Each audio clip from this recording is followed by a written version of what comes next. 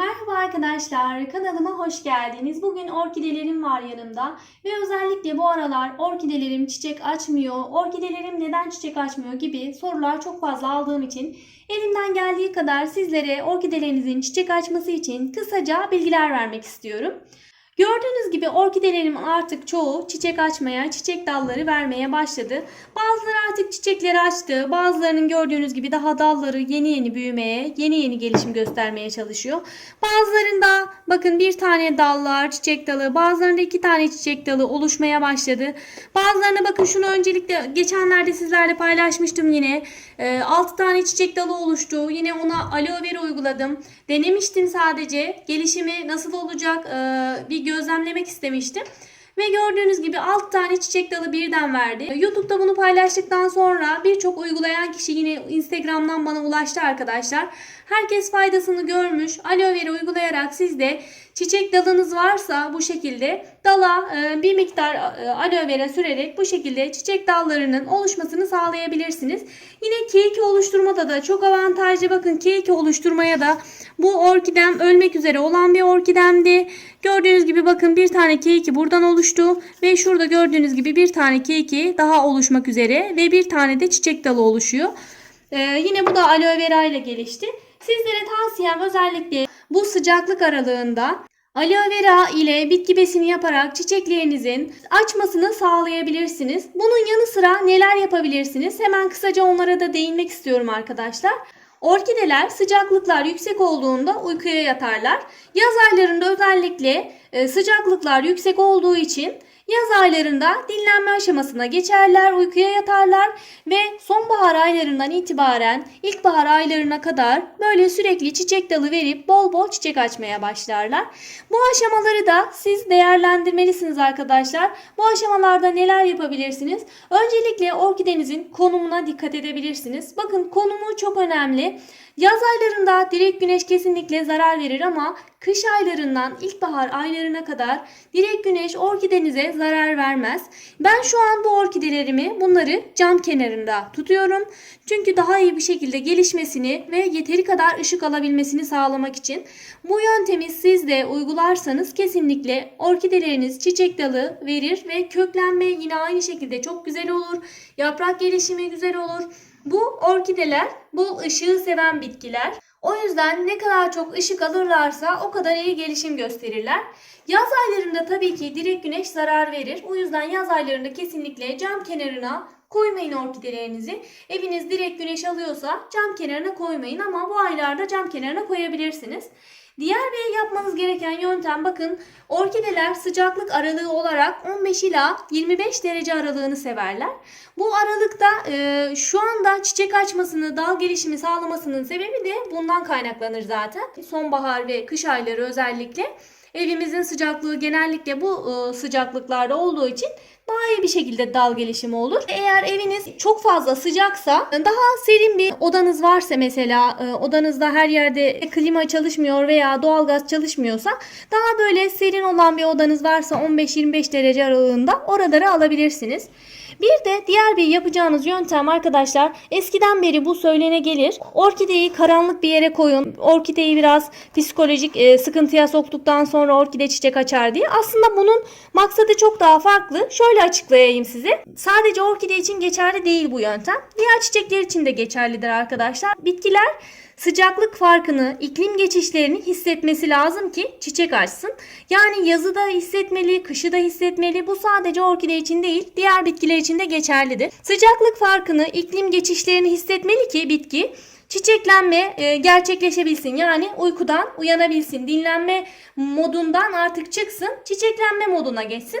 Bunun için de ne yapabilirsiniz? Mesela normal orkideniz nerede? 25 derece olan bir salonunuzdadır. Siz bunu 10 derece gibi bir sıcaklıkta olan ama bakın dikkat edin 10 derece diyorum. 10 derecenin altındaki sıcaklıklara alırsanız bitkinizi o zaman hastalanır bitki. Yapraklarda sararma ve yapraklarda dökülmeler meydana gelebilir. 10 derecenin altındaki sıcaklıkları almayın arkadaşlar. Tabii ki bu şekilde yer değişikliği yapmanızı tavsiye edeceğim bitkiler ise henüz çiçeklenme olmayan bitkilere bunu yapın. Normal tabii ki çiçeği varsa üzerinde bu şekilde sıcaklık farkı yaşatırsanız çiçeklerde, tomurcuklarda dökülmeler meydana gelir. Yeni aldığımız çiçeklerde özellikle bu tomurcuklarda dökülme meydana gelmesinin bariz sebeplerinden biri de budur arkadaşlar. İşte markette farklı bir sıcaklık ortamında bulunup sonra evimize getirip onu farklı bir sıcaklık ortama aldığımız için tomurcuklarda ve çiçeklerde dökülmeler meydana gelir. Dediğim gibi bu sıcaklık farkını yaşatacağımız bitkiler henüz çiçek açmamış, üzerinde çiçek dalı bulunmayan bitkilerdir. Çiçek dalı olmayan bitkilere bu şekilde bir sıcaklık farkı yaşatarak çiçek dalı gelişmesini sağlayabilirsiniz arkadaşlar. Bunun dışında dediğim gibi bitki besini takviyeleri yapabilirsiniz. Aloe vera'yı özellikle tavsiye ediyorum arkadaşlar. Aloe vera suyunu bitkinize verebilirsiniz. Besin olarak suyunu verebilirsiniz. Yine dal gelişimi olması için boğum yerlerine aloe vera'yı uygulayabilirsiniz. Bunun yanı sıra sarımsaklı ve aspirinli su verebilirsiniz. Yumurta kabuğu suyu verebilirsiniz. Bunlarla ilgili bitki besini tarifleri mevcut kanalımda. Bunları değerlendirebilirsiniz. Ve hazır bitki besini de verebilirsiniz. Ama tabii ki hazır bitki besinlerini bu şekilde çiçekliyken vermenizi tavsiye etmem. Çiçekliyken vereceğiniz hazır bitki besinleri bitkinizin daha hızlı bir şekilde çiçeklerinin solmasına sebep olur. Ama çiçeklenmenin gelişmesi, çiçeklenmenin oluşması için hazır bitki besinleri isterseniz kullanabilirsiniz tercihinize göre. Bu şekilde çiçekliyken evde hazırlayacağınız bitki besinlerini vermenizde herhangi bir sakınca olmaz. Onu da belirtmek istiyorum arkadaşlar. Bir de şunu söylemek istiyorum. Evinizin sıcaklıkları yüksekken kombinin bulunduğu yere çok fazla yakın bir yere koymayın arkadaşlar. Cam kenarına koyun diyorum ama şuna da dikkat edin. Cam kenarında doğalgaz yüksek derecede çalışıyorsa bitkinizin çiçekleri erken bir süre içerisinde dökülmeye başlayacaktır. Yine bu şekilde yapraklarda da buruşmalar, solmalar, böyle sarkmalar meydana gelir. Özellikle bu yaprak sarkmalarının bariz sebeplerinden birisi budur. Bunlara da dikkat edebilirsiniz. Son olarak sulama konusuna değinmek istiyorum. Bakın orkideleri çok fazla sulamamaya özen gösterin. Lütfen bunu tekrar belirtiyorum. Şu şekilde size kökleri göstereyim. Bakın kökler bu şekilde yeşilse sulamanıza gerek yok demektir. Çok az sulama yapın bu aşamadayken. Çok sulama yapmayın. Yeni aldığınız orkideleriniz de varsa, çiçekliyse hemen saksı değişimi yapmanıza gerek yok. İçerisinde sünger olsa bile hemen saksısını değiştirmeyin arkadaşlar. Eğer sünger olduğunu düşünüyorsanız saksının dibinden çok az böyle su vererek bu şekilde sulayabilirsiniz. Çok fazla su vermeyin. Sünger o suyu emmediği sürece herhangi bir çürüme meydana gelmez. Az sulama yapabilirsiniz. İç kökler bu şekilde beyazlanmışsa, yani saksı içindeki kökler bu şekilde beyaz olmuşsa suya ihtiyacı var demektir. Toprak da önemli arkadaşlar. Bu şekilde odunsu olan topraklar suyu daha hızlı bir şekilde aşağıya süzdüğü için çok fazla köklerde çürümeler meydana gelmez. Ama şöyle göstereyim, bakın bu toprak Hindistan cevizi torfu, yani kokopit içeren ve bu şekilde odunları içeren bir toprak olduğu için bu şekilde olan toprakları sık sulamayın. Çünkü zaten o suyu hemen aşağıya süzmeyeceği için bitkinizin köklerinde çok fazla böyle kalacağı için bitkinin köklerinde çürümeler meydana gelir.